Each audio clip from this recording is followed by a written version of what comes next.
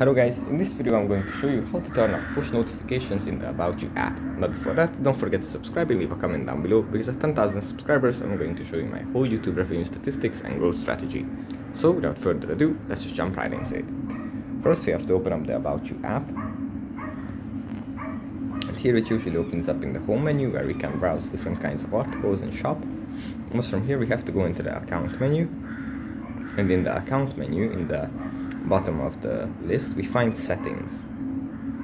If we tap on settings, then here we have multiple options, but at the top we find push notifications. If we tap on this little icon, we can turn notifications on, and if we tap on it again, we can turn notifications off. So in the settings, you go here, and then this little toggle button is what you have to press.